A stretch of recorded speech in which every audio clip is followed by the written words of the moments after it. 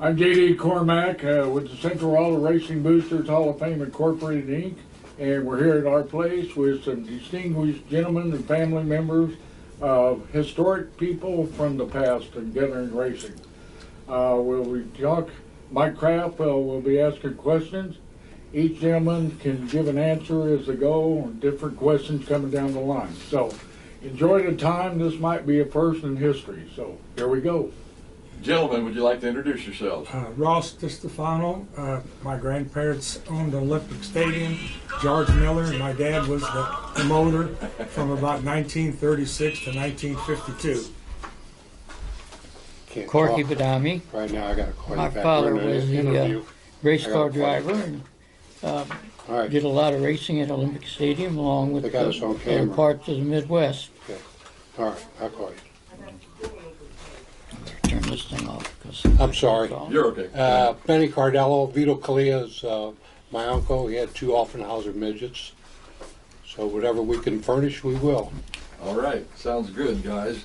First, let me say what a privilege it is to be able to talk to and interview some relatives of some of the gentlemen that raced at Olympic Stadium.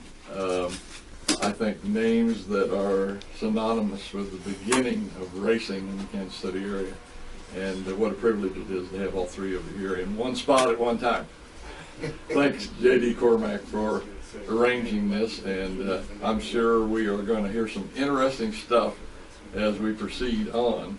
And first up is going to be Corky. And Corky, what was it like being the son of Carl Badami? I mean, man, just a guy that was so good racing here in the Kansas City area. This is Ross. That's Corky. Oh, Corky. Yeah, well, I may be looking at him, but I'm talking to you. But Yeah. He's off camera. the nickname Boo Boo had to be a little had a little fear factor in it for his son. What was that like being Well, the son? it wasn't meant to be scary. It was meant to when you don't like somebody or what they're doing, and he would win a lot of races, and naturally a lot of people don't like when somebody wins all the time. Yeah. You know? So they started booing him when he won the race. Well, then it got to be like something that they did to agitate the crowd, and they would introduce Sammy Callahan. He would go around as they were lining up on the starting lines, and he'd tap each driver, and they would say their name, and the crowd would clap, and then they would announce my dad's name, and he wouldn't be in the car. And he would be hiding behind the timing stand.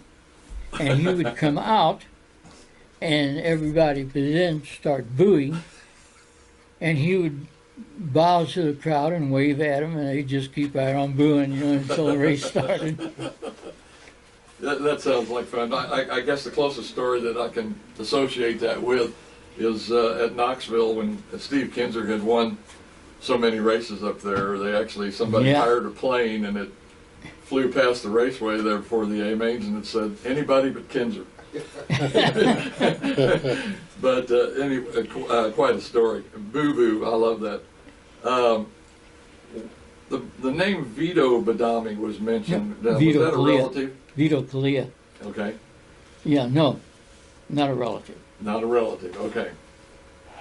They were lifelong friends, and they built cars together, and they were very competitive with each other, but they were still best friends. Okay.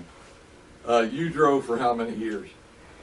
I drove different cars for a total of 14 years, 11 years regularly, and then did some spot racing after that at different bigger events. And that was mostly at Olympic? No, I was too young about then. I was at the end of the Olympic area. Most of my stuff was smaller tracks around the Midwest, and then when the midgets got so hard to find a place to race, and they started doing split programs, and you couldn't make no money, and so we built dragsters. And then I drove dragsters for several years, and then the go-karts came out, and as a plaything, we bought a go-kart, and they started organizing them, and then I started winning a lot of go-kart races throughout the country, and was picked up by the go-kart manufacturing company as lead their team out of Azusa, California, and I drove for them for 3 years, and then came back and went back on the go-kart local circuit along with the dragster. And our partner took the car to sell it one Sunday. We were building our third car, and the guy didn't show up to buy the car, and our partner made an exhibition run, and the chute broke off, and he went off the end of the track and was killed, and that was the end of the dragsters. Wow. Man, that's crazy. That was 1972. Yeah. In 1935, Shorty Menholtz, if I'm pronouncing that correct? Meinholtz. He showed up with 9 cars at the old Olympic field, and Carl was standing in the pits. And he got a ride in one of those 6 cars. Had he ever had any prior experience in driving before this day? Oh, yeah. Oh, yeah. He'd been driving for quite a while. Yeah, they had been running at Olympic Stadium, which was a baseball park. Yeah? Yeah. He had been running there already. Yeah. So he went out and won the 3rd heat race, and then he drove that car for the rest of the season. Is that right? Right. And about how many races did they run that year, do you know? No, I really don't know, but it was well over 25 races. Okay. Rumor had a story about a cheater tire that, that your dad used to race on his car. Can you tell us a little bit about the cheater tire? Well, they used to, because of the way he would win, and usually with Alto, they would make the track, if it needed watering to slow him down, they would water the track down so that he couldn't get any traction. And so he decided to get even with them, and he got a tire, and he put nuts and bolts in it. And the tire worked out great, the first one, but he didn't have the washers in there right, and the nuts and bolts were flying out, and they were hitting the people in the grandstand. So they disqualified him, and so he built another one. But then what he would do was that they would only, with them dead end kids, they would sneak that tire on right before the race, and then they would push him off and start the race. And when he would come in, rather than stopping at the finish line, he'd get in the pits, and one of the dead end kids would sit on the tire, and the other ones then would take it off and change it back to where the other tire was before anybody got a chance to look at it. Which I donated that tire is in the Midget Auto Racing Hall of Fame. Belleville? In Belleville. Yeah, I'll have to make sure and check that out. When you say nuts and bolts now, just to clarify that, do you mean they protruded out through the tire? They protruded out through the tire. Okay. So it was kind of like... like a snow tire. Kind of like the old snow tires we had that had the lugs in them or whatever. He invented used to call it studded tire. I couldn't used to think call of the it word. a Thank you, Gelone. studded. Yeah, the fat one. The Italian name was the Gelone, meaning big tire. Big tire. Yeah.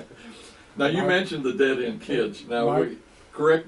Could I ask a question to continue on with that? Yeah. There was an ambulance parked in the pits, and they always pulled the car up beside it, and they took the tire off and hit it in the ambulance. And hit it in the right? ambulance. That's right. Wasn't that his cousin driving the ambulance? Yeah. Not one of your relatives? Right. Yeah. It was one of our cousins That drove worked in out the ambulance. perfectly.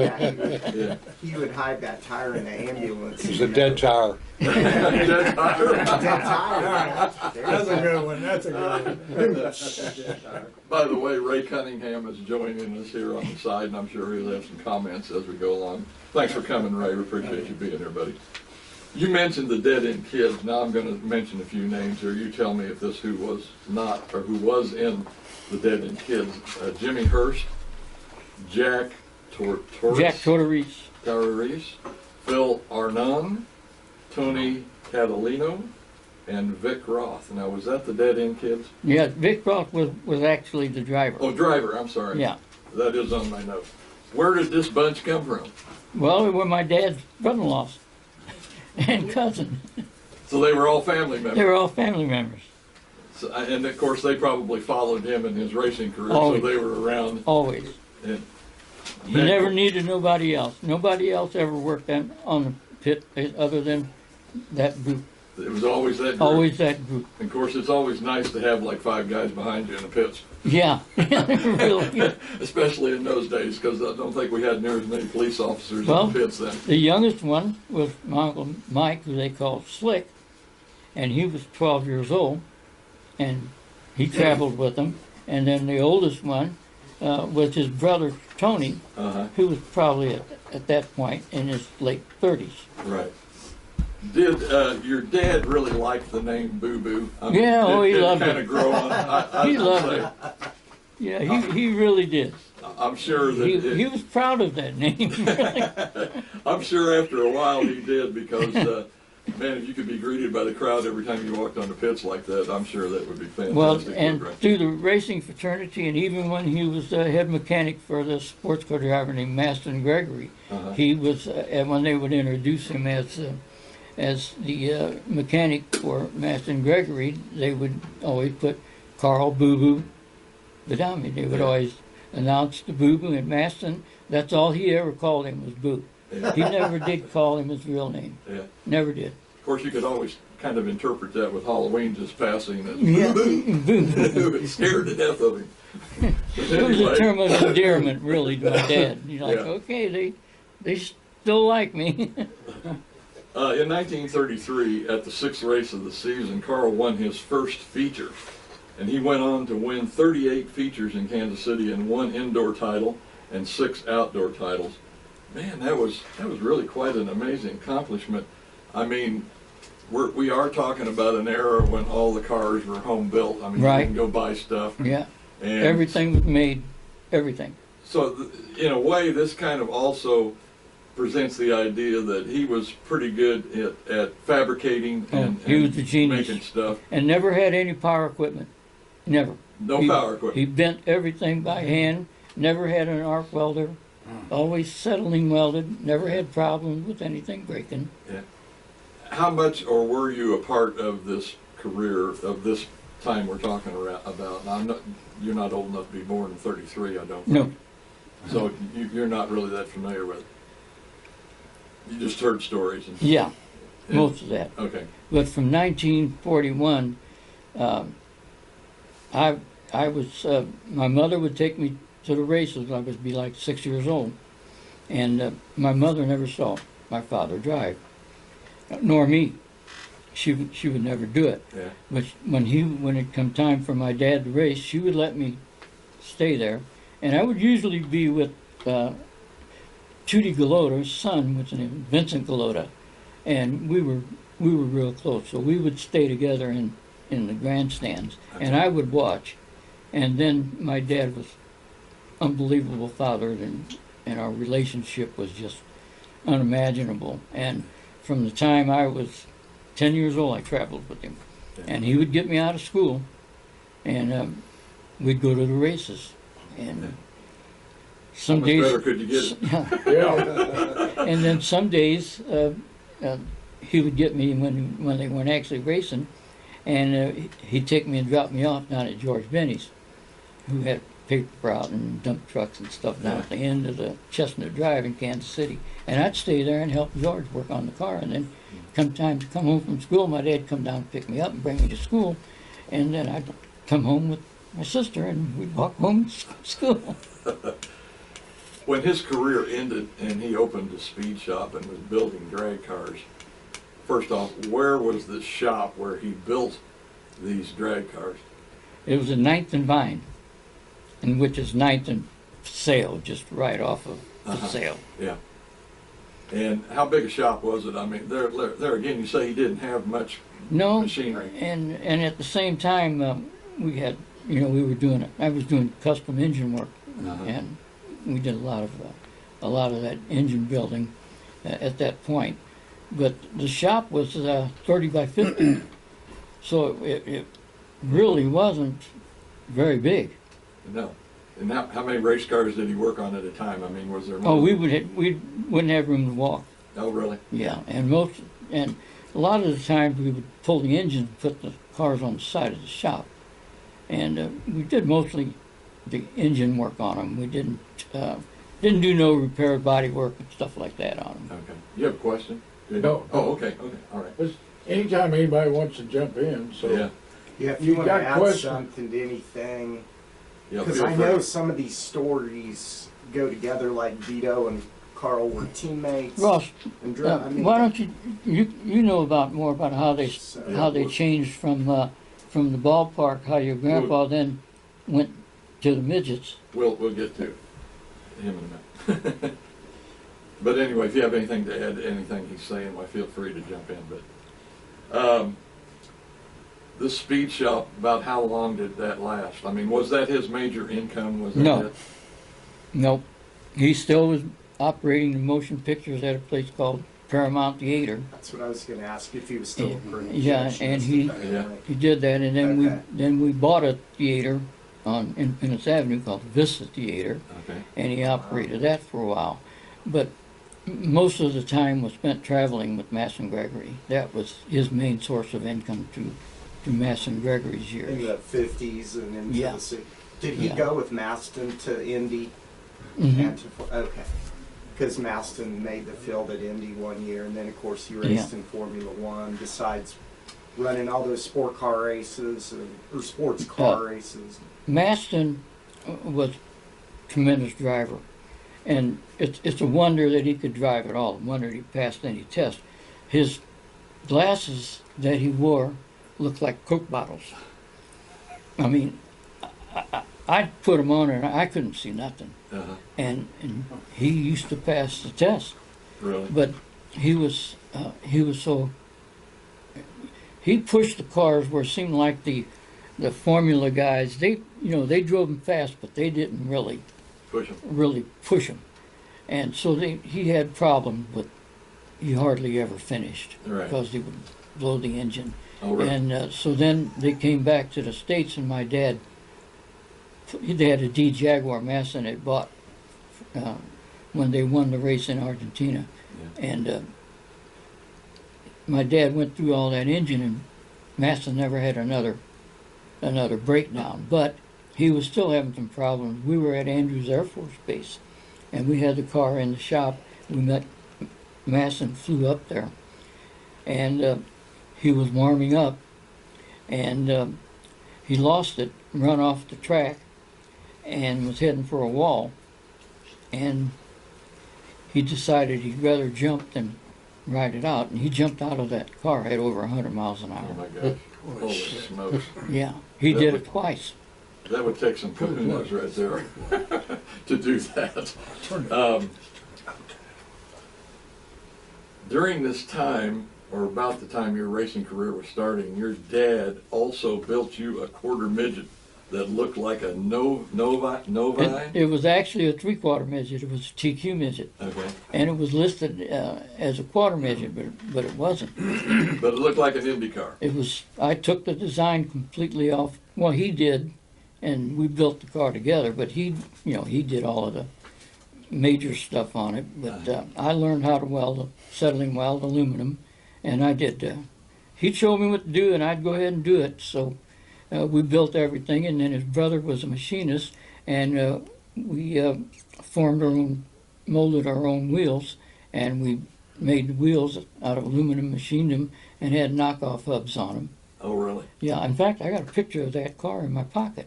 Oh, cool! I want to see that. Yeah, I've no never kidding. seen a picture. But the car was it was unbelievable, and no one ever could stay with it. At that point, it was in a class of its own. They were running those Wisconsin engines and TQs. It's not like the ones they're running now, which they're running those. They're way more. They call them mini sprints now. But so I would just kind of wait around till come close to the end of the race, and then go ahead and beat them. And this one racetrack we were at, I had set quick time and won the trophy dash, and it was intermission, and pulled the car in, and I got the trophy and put it in the seat, and we went to the concession stand, and I came back and the car was gone. And I asked the guy, I said, what are you doing? He said, where's my car? He said, it's out there in the parking lot. We don't want you here. Oh, shit. And I said, well, Oh, my God. what'd you do with my car? He said, it's on the trailer. So they packed it all up and I went there and And they they backed didn't have my trophy. Trophy wasn't there. Uh-huh. He said, you ain't getting this trophy. And don't come back. And then they outlawed it. Oh, they outlawed your car at that They point. outlawed the car. How old were you then? 19? You were 19, okay. Yeah. Just an idea, if you know, how many feature wins did your dad have, and how many feature wins did you Oh, have? my dad would. Oh, I Too many would to say count. his. Even after he won all those races in that 1 year, he raced for quite a number of years. So I imagine his wins were between 60 and 75 wins Yeah. in feature wins. And that was in like, what, a 10, 15-year period? Yeah. Okay. And how about yourself? God, I don't. I could tell you how many I lost, probably. You remember those bad There we go. I've heard a Yeah. lot of drivers say that. They Yeah, remember the ones they lost more than one. I probably lost 10 out of 70. Yeah. Oh, wow. Is what I lost. That's all. So that's Yeah, still I a pretty won good the record. U.S. regionals, U.S. nationals, and I went to Nassau, won world championships, and then Yeah. and that was it. I just got one more question. Okay. And then if anybody has any comments, but I presume we're talking about Carl's wife, Margaret Arnone. Arnone. How was Phil Arnone related? Her younger brother. Now, was he in the Dead End Kids? Mm-hmm. He was a member of the Dead Yeah. End Kids. Just one further question for you, Corky. Is there any one particular story or memory that stands out about either your dad's career or yours that, you know, just stands out in your mind that you remember really well, Oh that you can boy. relate to us?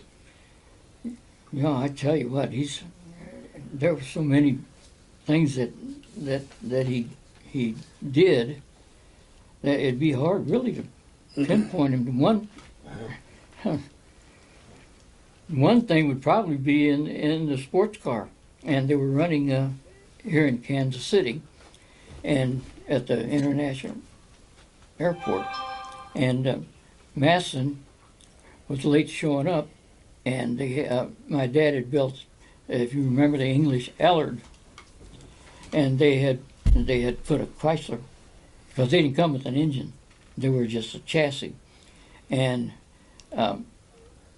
Masson didn't show, and it was time for the race, and my dad went as Maston Gregory, and completely smoked the field.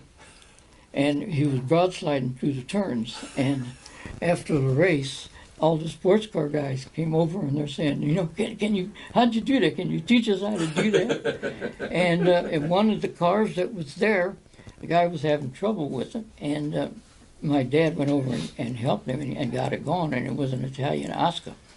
And the man that owned it was General Curtis LeMay, who Oh, had really? retired as head of the 8th Air Force Yeah. during the Second World Second War. World War, absolutely. Remember the name Yeah, specifically.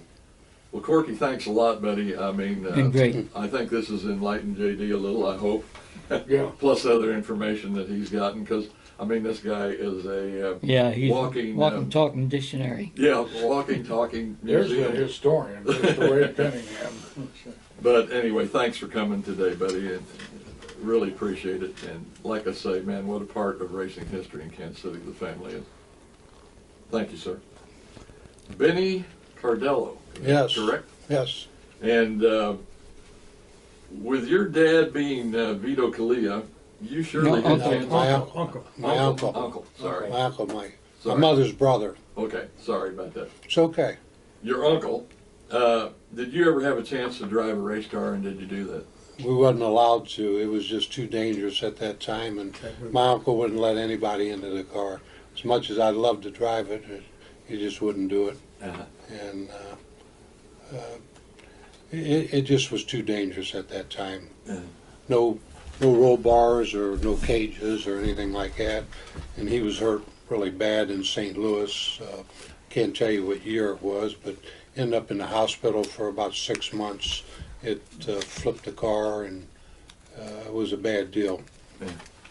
I am amazed, even to this day, with the modern day racers that we have, and even more so in these times we're talking about here, 30s, 40s, 50s, how these guys can really go out and put their life on the line every week. And it was really even more dangerous then than it is now. But for it to evolve, first of all, they only started out with lap belts over their lap, and then they went to harnesses, which was just hooked into the car, which didn't look like it was going to be a lot of benefit anyway.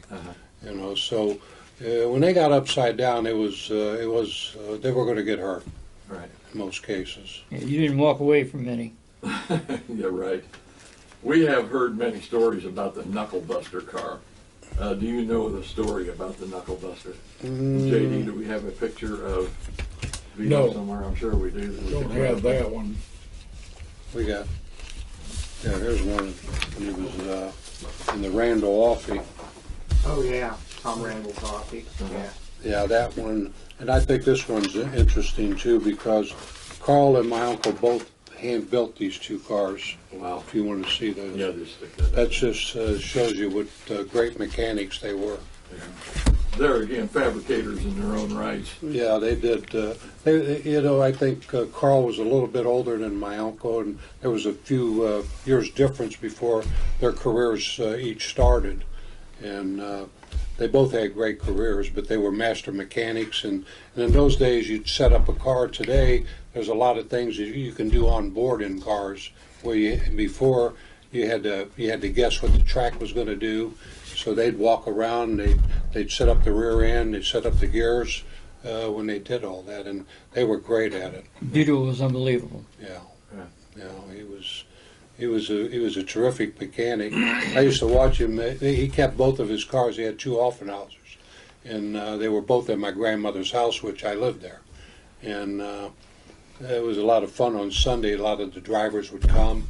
And my grandmother, she fed half of the racing community. She'd bring down the Italian meatballs, and they knew they were right on point. They were like hound dogs when they come there. They show up just at the right time. Right time, they knew what lunch was. My job every Sunday was to wash the cars. I thought that was a great deal, you know. Yeah. I was about 10 years old at the time. And, Where did the nickname Knuckle Buster come from? I mean, what was I the don't know. meaning Maybe behind Corky could answer that one. I don't know where that really came from. Unless it was mechanically a thing, something that they did. I never heard that before. Yeah, well, I've heard of it, and I used to know what it meant. It had something to do with the suspension. And when you would crank on the suspension, particularly, then they would catch, and your hand would Oh, yeah. Yeah, bust your knuckles. Yeah. It was a Yeah. knuckle buster. Yeah. In the true sense of the word, it wasn't. Right. Yeah, it really nothing was. to do with driving. It was It had to do wasn't with- just a name. It was truly a deal. in changing the suspension. Vito won over 60 features from 40, 41, 42 to through 49, and also a number of features with the KCMARA and the AAA. Do you have any memories or Yeah, I stories remember that the you know AAA. of? That was the organization then. And I think it evolved into USAC, Yeah, is that it right? did. I think it did. Right. And, American Automobile Association. in those days, in the early days, those guys tried to travel no farther than probably 200, 250 miles. It was expensive, you know. You had to race all winter long to pay last year's bills, and they all had second jobs. Right. You know, so it wasn't as attractive as it looked out there, even though they enjoyed it. It was in their blood, All right. you know. And Yeah, I really liked it. and then the families got involved. We were all part of it too, you know. Yeah. And Sunday nights were great at Olympic. Yeah. It was a great track, and Ross's brother and himself, all of them, they did a nice job of always taking care of that track. Yeah. It was one of the fastest quarter tracks in the country at that time. They used that black gumbo down there. Down there in the old Yeah, Blue that- River bottoms. Oh yeah, boy, those cars would really stick on that. They turned some quick time in those days. Sounds like Riverside, same way. Black. Yeah, and this, yeah, but this, Riverside was a dust bowl. yeah, it wasn't. Yeah, it really was. And it was a little flatter too. It Yeah. wasn't. It wasn't Didn't like have the that. bank turns. Right. Yeah. Can you tell me what the KCMARA Kansas City Midget Midget Auto Auto Racing Racing Association. Association. Association? It's Okay. KCMARA. Right. Okay, so it was the predecessor then to the AAA. Well, no, No. AAA is a whole nother thing. Yeah. Yeah. AAA is like the #1 sanctioning body of the time in the United States, and they sanction the Indy 500, midgets, sprints, the champ dirt cars as we know them now were together with the Indy cars, even though that was pavement at Indy and it was dirt in almost all other races at Yeah. that point. But that was AAA, and they did that until like the death of Bill Vukovich and Bob Swiker, guys like that that were such big time racers that AAA said, we don't want anything else to do with it. Then Tony Holman, who owned Indy, just got sold today. Did you guys see that? Oh, no. Penske bought the series and the Indianapolis Motor No, I didn't Speedway. hear that. Really? No. It had been owned by the Holman family for 74 Yeah, years. right. Yeah.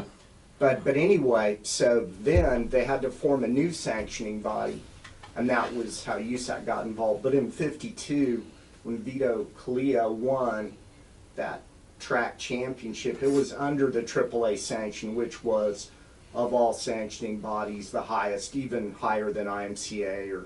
Right. But KCMARA was our regional. Yeah, that was Group formed that- as a local Correct. thing at first, but It was mostly local through the racing, people yeah. from Olympic Stadium. But it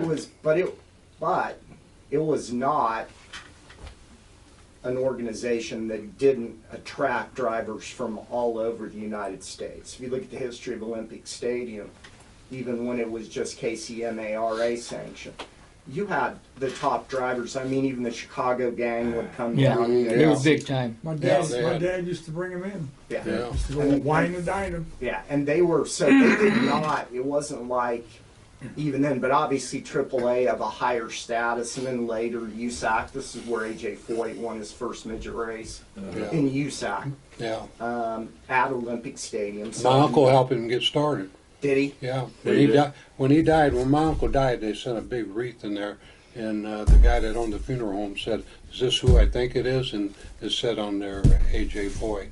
On That's there, it was a. Wow. He never forgot where he Yeah. he got started.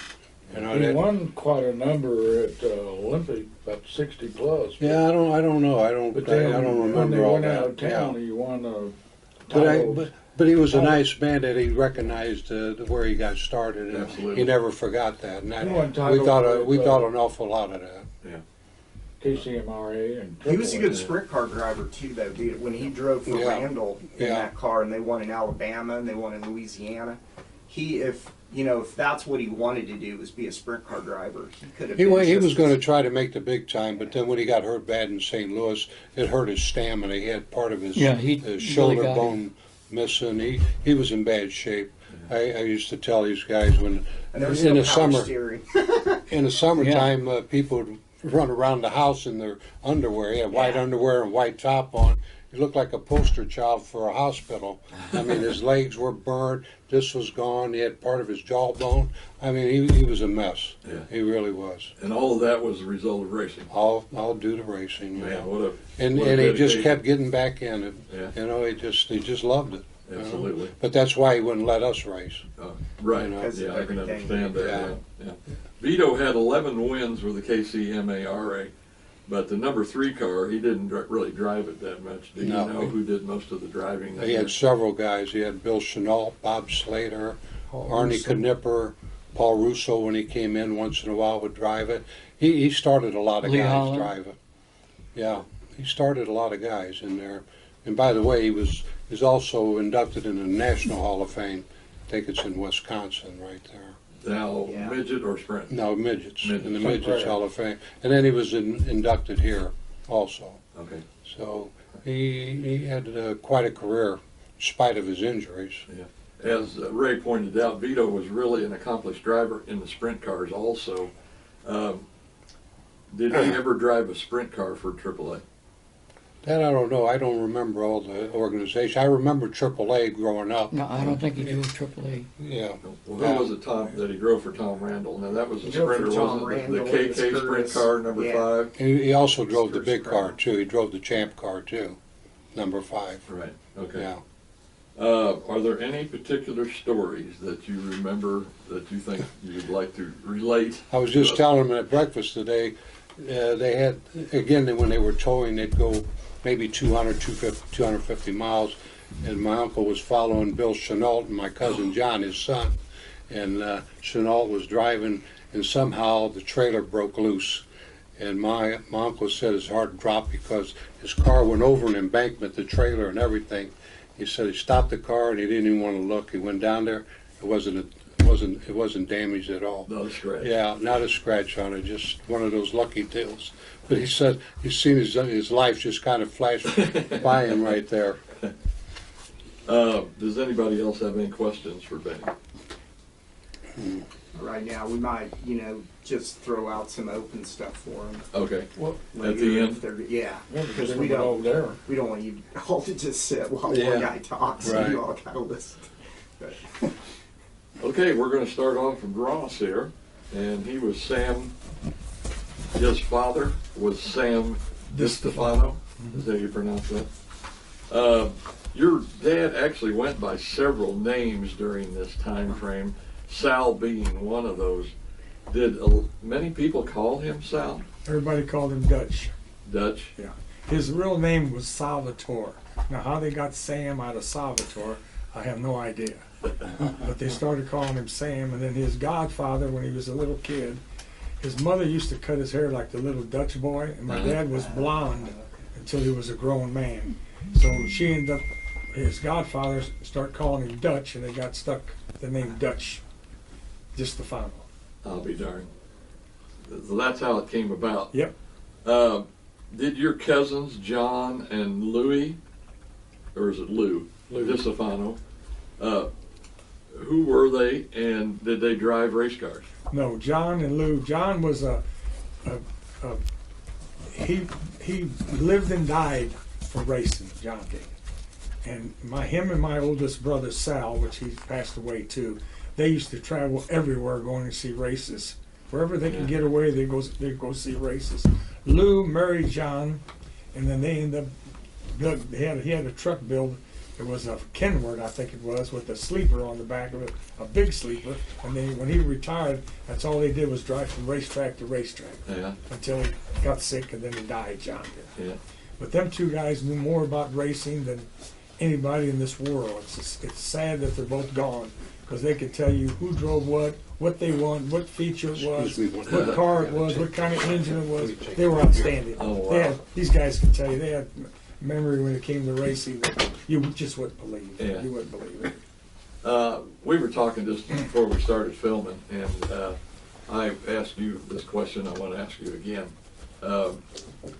How or why wasn't it your dad or grandfather? My grandfather, George Miller, it's really Muley, M-U-L''E, but when he was in coal business, everybody used to call him George Mule, so he got pissed off and he told my grandmother, we're going to change this name, so they changed it to Miller.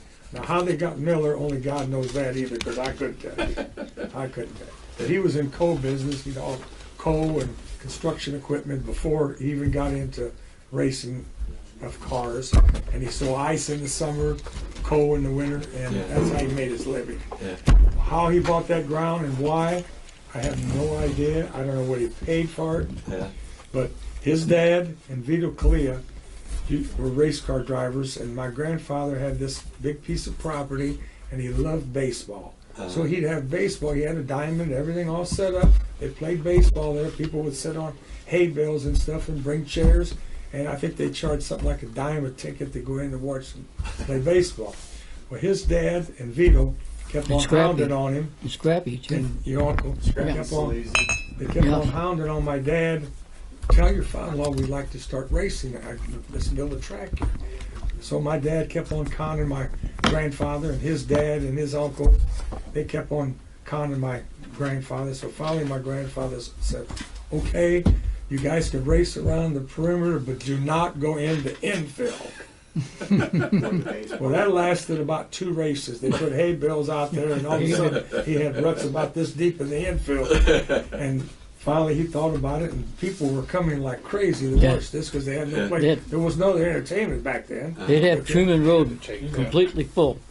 Cars were lined up everywhere. My grandfather said, "You know what? This might be the right thing to do. You guys are right." So they ended up building a track, and they were told that gumbo dirt would be the best dirt to use. They hauled that in there, and they built. I don't think they had a total fence when they started. I think they had fencing on the turns, but not on the straightaways. And then as the years went by, they went ahead and started putting major grandstands in, fences up. And then I think in about 73, 72, they built the concrete wall because we got tired of repairing it. That was our summer vacation, working out there, driving 20 penny nails, timbers, and dragging big wood stuff, putting the big steel plates up against the wall, bolting all that stuff. That was our summer jobs. Yeah. Then they built the bleachers on the north end. On the north end, yeah. Well, that was before the concrete wall, though. Yeah. They only had stands on the side, straightaways to start, but then they went ahead and put the north end stands on. Yeah. You were also saying that there was a drinking establishment that was attached to it that was owned by the family. Yeah, at one time it was called the Cotton Club. No, Cotton Club, the big okay. And it was out of the city limits. So back then you couldn't drink on Sundays. You couldn't drink liquor on Sundays, but out of the city limits you could. And they were knocking them dead. They had cars lined up. They had 4 bouncers in there. There was 4 doors to get in that place, and there was a bouncer at every door, and they were making money like crazy. Well, then they ended up taking in Blue Summit, I think, and which changed the county line, and that was in the city now. So the Sunday business was gone, so naturally everybody started drinking in their regular places that they drink in and on Sunday, so the place went flop. Then it turned into an Army Navy store, and then it sat there, and then finally they just boarded it up. Yeah. What ended up being the demise of Olympic? Well, racing really kind of went to poop in the 70s, and I think it was, 75, somewhere in there. Kansas City just didn't have no promoters. My dad was done promoting. My dad, what he did was, I think in 52 or 53, I had an uncle, my dad's uncle. He invented a thing called the fisherman's dream. It was a thing that you stuck in the ground, you stuck your fishing pole in it, and that you tied a string around one end, the ring around the string around the reel, and when the fish pulled, it flipped up like this and automatically caught the fish. And they were all over the country selling them things. Well, conservation got involved because what people were doing, like we did, because my dad fished, we'd line them up along the bank and just walk down and start dragging them in. Well, conservation got wind of it and they outlawed them. Yeah. So my dad had one of them tied to, he had a 52 Buick, he had it stuck in the hood of in the top of the car, and the string tied down to the Buick emblem, and he drove all over the country promoting it. Well, then my uncle took over promoting, and my uncle wasn't like my dad. My dad used to travel to St. Louis, Chicago. He didn't even go to Pennsylvania. He'd go anywhere, and he'd drink with the drivers because my dad was a very heavy drinker. And he'd get them all drunk and tell them, come to Kansas City, we'll give you $20 or whatever it was in them days to come to Kansas City. So nobody was promoting, but racing had died in Kansas City. And I was on its decline at that time. I don't know I think why the late 50s and the 60s it You couldn't started. pay people to come. Yeah. They were giving tickets away to get people to come race. See races. Really? They tried other events there, motorcycle Yeah. and stock cars. He had a and things bicycle like race one time. I come in Yeah. second place. Dick Schaubella won it. As close Had as a you bicycle, Yeah. bicycle race. Yeah. I won the go-kart race there. Yeah, it's sad. It was sad to see it go, especially for the family. And we all had time in there. And my grandfather used to say that when he was alive, that he was going to will that stadium to my brother, because my brother was a horse that worked out there. We worked our ass off out there. We really did. Olympic Stadium, just a name that will go down in the history of Kansas City racing as, the beginning, I guess you could say. And to be a member of that family that started that and got it going and got it to survive as long as it did has to be a real honor for We you. were a proud bunch. Absolutely. We really They were great. We owe so much to that family, and the way of racing it never can be replaced. Yeah, My dad was a promoting fool. I mean, he just was. But yeah. he worked at it. It wasn't no playing. It was all business. Oh, well, I'll take that back. He used to drink a lot. My dad did. Yeah. So the drivers all in them days, all the drivers drank. You know, I mean that was part of it. And he'd get them half drunk and get them conned in to come to Kansas City. And sometimes they won, sometimes they didn't. I can remember how the drivers used to help one another too. You know, they needed a part here, a part That's right. there. They'd take They were off the fierce part. competitors, but you know what? The next day they were all friends. Yeah. But during that, boy, they fight tooth and nail with everybody. You know, but I was always amazed how they'd help one another. And to see, you know, you think, why would you help your competitor? Well, they just did. You know, they didn't even think anything of it. They just automatically did it. Yeah. I always thought that was great how they I helped one think it another. was the fun of driving, Benny. Yeah, I think that's it what was. It was just the Yeah, fun it of was. driving and competing. And competing, absolutely. Yeah. Yeah. AAA tried to get Dutch to go with the AAA circuit, but he decided to stay with the KCMARA. But later he did race with the AAA and then started switching to the 1/5 mile quarter mile and then moved on to Riverside in 51. Do you Well, recall he any of did. He that? didn't. He never did go to Riverside. Oh, he did? No, KNRA got. Okay, Luther Young. I remember in 53, 54, somewhere in there. We went to Luther Young's motel, and I was in the car. My brother Sal, my oldest brother, and me, my dad. They left me in the car. My dad went in the motel where Luther was staying, and they stayed in there for about 3 hours. Well, they had agreed to go ahead and promote Riverside, but when my family heard that, it was a no-no. Yeah. It was a no-no. So they never did promote nothing at Riverside, but they were going to. Yes, you're right. But they never did promote Then it. it never went through. Mm-mm. Okay. I don't think they had the quality of races there that they did at Olympic. You know, it's kind of like the people that started out. It's not a knock against them. I just think that's the way the progression was. You know, I think when you were starting out, you tended to start there. And then if you got pretty good, you went to Olympic, and then Olympic went on the national scene then after that. You know, if you had enough money to travel. You know, sometimes they'd go to the big races down in Florida or California or where they have, and sometimes we'd have big races here. You know, Yeah. they'd promote it here, Yeah. 50, 100 lap races, and it was always good, you know. Kansas City was always well represented. We had some really good drivers You know, here. they used to bring in 50 cars. Yeah, Yeah. nothing unusual had Yeah. 50 cars. 50 cars was nothing. Then it It's- got down And to they'd where be all was, offies. there was 13, 14 cars. You can't run a show with 13, 14 cars. You know, that's what's happened to Belleville, too. They used to get 100 cars for the That's right. Nationals up there, and it was a shame to see that go away. You got to have the participation to That was survive. that was a great track, that Belleville, too. Well, it really it's- was. Probably it sounds like in that time, racing series would try to work together, where it seems like nowadays that's what I. Yeah, I don't see know with that they Belleville, did, won't though. work together. Yeah, I don't think they did. You know, obviously that's why I think it died. It really See, did. Badger came in and tried to really take over, and it just didn't work out. Yeah.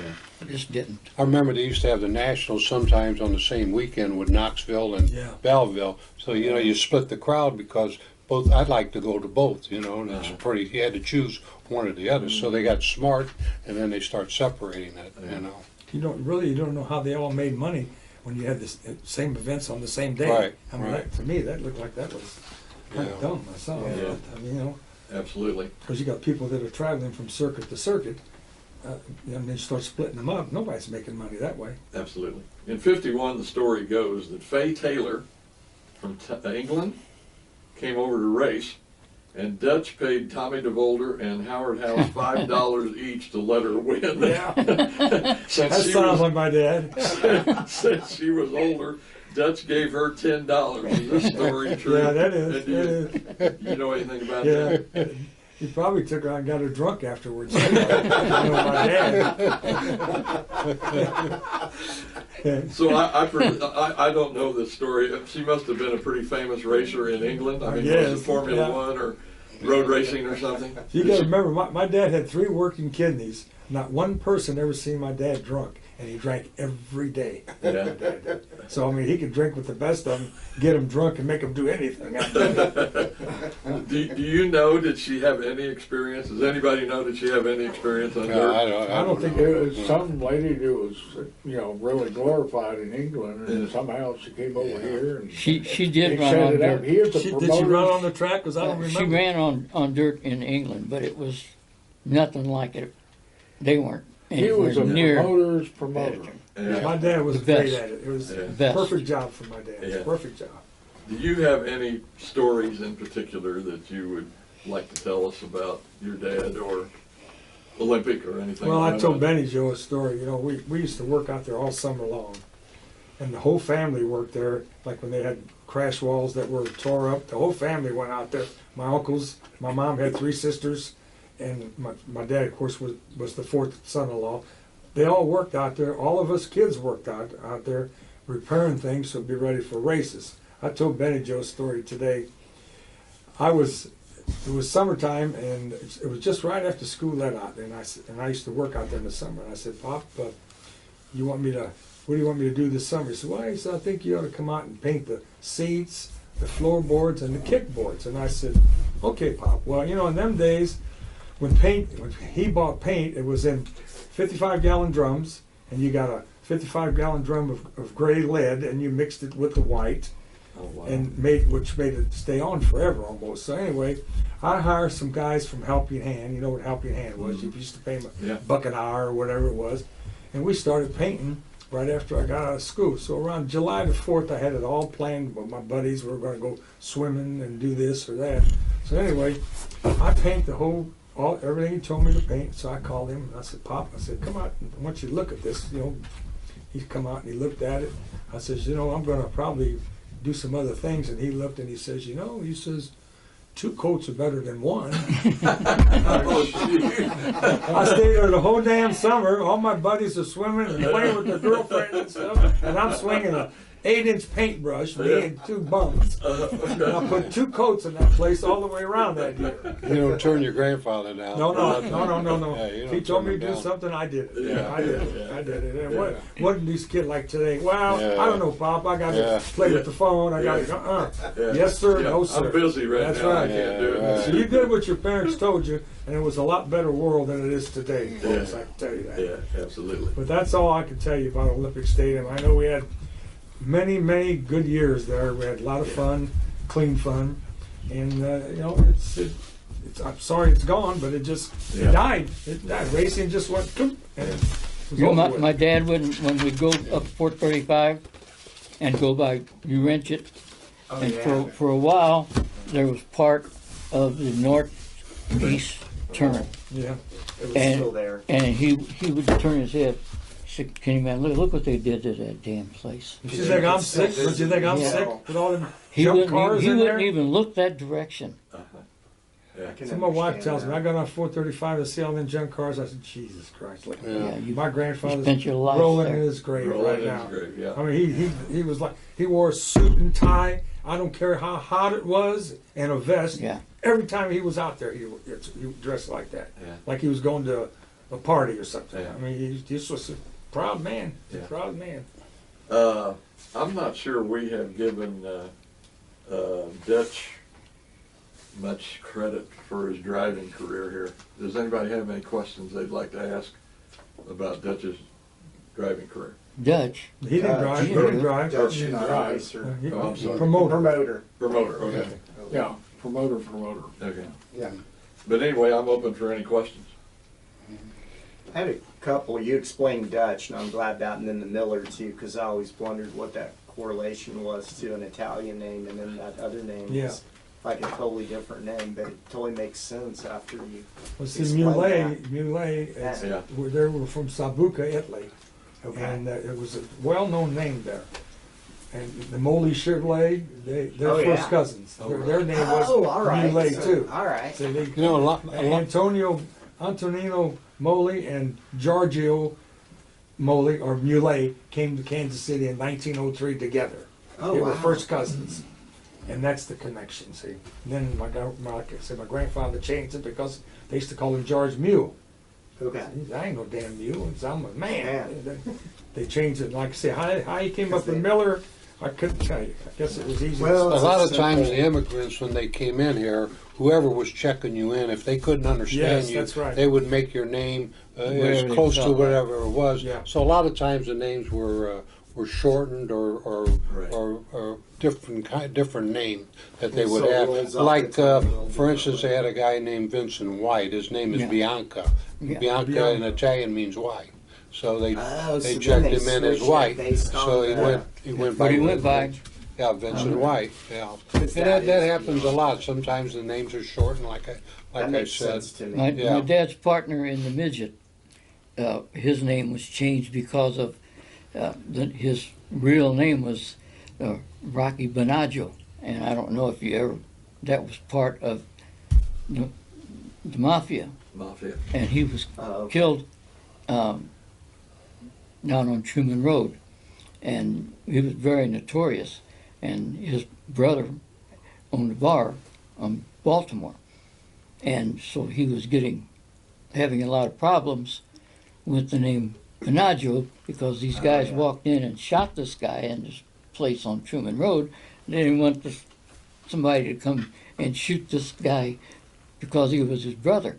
So he changed his name to Rocky Bernard, okay. and his real name was Rocky Bonaggio. It was actually Roca. So how did you get the nickname Corky? I have no idea. I wondered how that worked out. They also too. call him Ace. Ace. Ace. All right, now I like Ace. That came through the go-karts. One That's guy right. said, "You're an Yeah, ace," That's what. Yeah, I was And- gonna say Ace. Yeah, that's always a good and compliment. that stuck I with me think that too. was short for ASS. Nah, The guy couldn't spell. I He think couldn't it spell. was, yeah. it was too spelled. many letters. Yeah. Since you brought up a shooting, you told a story earlier about one bullet put in Yeah. about 5 holes. No, What? more than 5. Oh wow. Six Was holes. you relate that story? It's in the Guinness Book of Records that he's the only person that survived a gunshot, one bullet, and 6 holes. Your And dad? My dad. Okay. He was over his grandmother's house in the basement. They were working on the race cars, and the mob was really big. And like I said, I was telling you earlier, Right. because Vito and my dad were winning the races, people booing my dad, but they didn't like Vito either, because he was winning all the time. Yeah. So the mob used to come in and escort him and stay with them all through the thing. Well, they were down in the garage watching him work on the race cars. And so my dad walked up. There was a set of steps that went up to his grandma's kitchen. And my dad was sitting at the top of the steps. And the guys were all down there, and they all had their guns out and showing off their guns and everything. And the guy pointed at my dad. And it accidentally And went my off. dad said, "Man, don't be pointing that gun at me." And he said, "Don't worry, it ain't loaded." Boom. Shot him. Went through his ankle, out his ankle, through his calf, through his thigh, through his side, and through his wrist and out. So it hit more places than the JFK bullet. The magic bullet. Yeah, this one was magical too. It kind of took a little sideward shot too. It started in his ankle and came out his wrist. I never heard that story. I'm doggone it. I learned something. And the only I thing that haven't really either. I've never happened heard was that either. it broke his arm. Huh. That was the only real lasting problem he had with it. My grandmother probably shot him, probably eating meatballs up there. Probably trying to steal meatballs up there. We used to run what they call skatemobiles. Remember? Yeah, Bill? I built them too. Your in your North brother End. was Yeah, tough to yeah. beat, and cousin John too. But we used to run. There was an alley next to my grandpa's house, and we used to run. Sometimes we'd run down through that alley, but most of the time we'd run down Harrison Street or Troost. And so I was playing with it, and my dad decided. He said, "Let me take a ride in that." You know, we had the Oh rope, boy. the rope Yeah. steering gear, and it's after, and it was right after he'd been shot. and he was still in the cast. So he takes this skatomobile and goes down the alleyway, and at the bottom there was kind of dipped down as you hit toward Pacific, the other street on the side, and there was a sewer. And Great. he didn't go around the sewer, he hit the sewer, and the sewer flipped him, and he broke his arm again Oh, wow. on a skatemobile. What'd you say, skate-mobile? Did it have the old roller Old skate roller wheels? skate wheels. What you do is every winter you tell your parents, you know, I wore my roller skates out, Mom and Dad. I like to have a pair of roller skates. First thing you did in the summer, you made an axle and you put two pieces of wood like this, one on each side. Okay, you took the skate wheels apart, you put the pin through there with the skate wheel and you drove staples in it. Then you turned it over, you put a flat board on it and one on the back the same way. Some guys, I had steering wheels on mine. Yeah, you Put could a, make the put steering wheel. a broomstick. There wasn't no broomsticks in the neighborhoods because everybody stole them. Put a broomstick in a little socket like that. You tied a rope around it.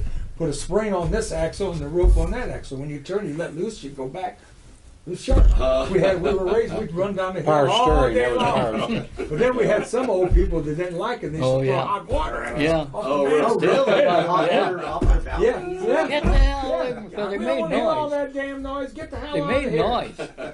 And then we take them off in between races, just like Indianapolis. Put new wheels on and get the And we put the other ones in the cool Cool, that's Go right. along. The And then you switch 'em Commons, back. the Chicago Commons, the Chicago ball bearings. They had ball bearings all the way around. Yeah. And then what was the other brand called that they used to get hot by? They used to, Yeah. What the hell was the name of it? I can't remember now. Now, Chicago Commons and I have to ask, was this on paved streets or yes, brick? Yeah. Paved Yeah. Street. Was it brick? Yeah, No, one, Truce was brick. Truce was Harrison brick, was- but Harrison and And the Missouri Avenue and Yeah. the alley they were concrete. Okay. Yeah. Yeah, the Campbell's not Campbell, but Missouri Avenue. That hill was straight up. Yeah, that was- Harrison Hill was you a could get slow- going there. Yeah, but we used to fly down that hill.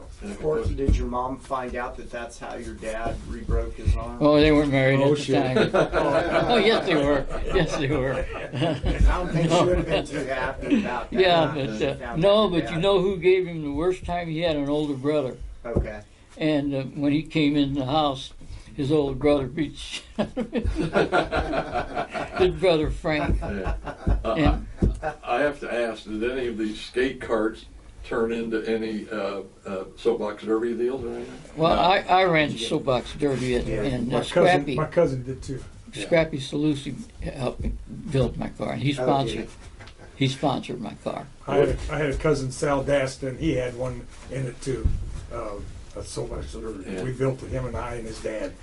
They gave you the blueprints and Right. everything, and you had to do everything yourself. And his dad kind of overseed it. Yeah. What year did you run the soapbox derby? Well, I was 16, so it would have been 1953, 52, 53, Yeah. somewhere in there. Was they still having it out in Swope Park then? Yes, Parkway. yeah. Yeah. My What- cousin ran there too. Yeah. With Scrappy, him and my dad were always trying to come up with that would give me an edge, and we would take it off of the ground so the wheels would be free, and we would use a grinder, and we would It would spin the wheels and grind it so that the wheels were naturally about The thing? that wide, Okay. and so for the friction, by the time we got through with the grinder, there were just a little piece of the tire that was left. He was a genius. Yeah. Just a You know, little piece of when it left. they used So to run the that- midgets, they used to have a tire iron, and they used to re-groove the tire until they couldn't use it anymore. Yeah. That's what they used to do to keep the grooves in They it. were Yeah. geniuses. They Yeah. were smart. Yeah. You know, I remember I watched my uncle do that a whole lot.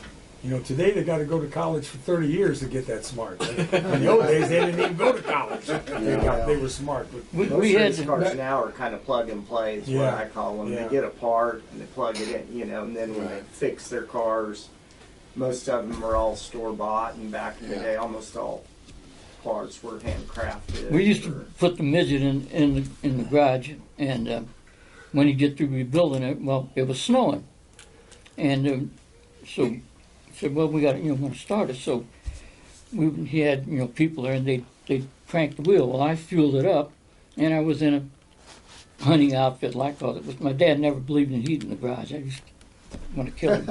But I had the hunting thing on. I poured the fuel in, and so they get on the thing and they crank, they cranked it and started up. And I walked around the exhaust and walked back around, and I'm looking at my arm, and all this nylon is all crinkling and everything. And I'm thinking, oh, what is it with this material? It's all crinkling. And so I went to touch it, and it was hot. It was on fire. Yeah. I had spilled It's highly alcohol. flammable.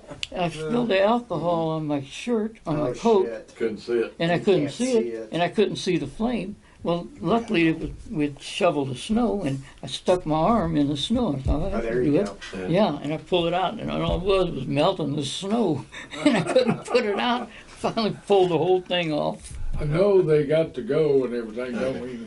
But these are second generation of history right here, coming off the first. But they brought an immaculate picture. You got it right there. In 1932 in Indianapolis. Would you care? Well, I got it just through my friend whose book that I have here today, and it's really an iconic picture of the Ford family. If you could see their names and everything there. And that was at Indianapolis, and that was one of Topeka Slim's cars Oh, yeah. right there, and that was his cousin that's driving that car, Tony You Galata. got another Yeah, one there? Tony. Yeah. Or So you got that- another one of them? If you see the names in there, Eddie Rickenbacker, and then Edsel Ford, Henry Ford, Oh, Benson really? Ford, yeah. So I don't know how many pictures like that exist like that. That's pretty cool. Benny, let me see that for a minute. Which one you want to see? 58. This one? Yeah, 102. I don't have that one. I've got a Okay. scrapbook at home. 1947 Soapbox Dirty Hill. Do you still have yours? No, I don't know what happened to it. She looked Are like you something through filming? German would Are you wear through? there. Are you through It looked like filming? something like a Gestapo wore. Do it closer. Okay. We'll be done. I've got a picture of Scrappy kneeling down next to me, and I'm in the soapbox. Wow. Kind of like that one of Ed and Jim McMahon Yeah. up there. Yeah, Yeah. that was Yeah, it. that's a cool picture. Yeah, Yeah. But I was looking at this, if you had one, this is Well, that'd be plastic. That was plastic. really going to That's save got to you. save you. It's going to look good when your brains is flatter. Yeah. Well, folks, we really appreciate these guys coming today. Like I say, it's been a pleasure to reminisce, I guess we could say, with Oh. you guys, some stories Lots of fun. about what went on. And, of course, with this video, it will be recorded for posterity. Good. And I'm sure we'll end up in the Carb Hall of Fame. Yes. And we all thank you and thank your families. Well, thank you Thank for doing you. it. Thanks for Yeah, having Enjoy us. putting it on your site. It will also be on Cheeseworks. You're going to put it on cheese. Yeah, That's good. absolutely. yeah. What is that now? On what? Cheeseworks videos on Facebook. Okay. Cheese So it's work, easy huh? to find. Yeah. But again, thank you very much. Well, it was our pleasure. Thank you. Sure do. Goes along. We always talk about racing. What an honor.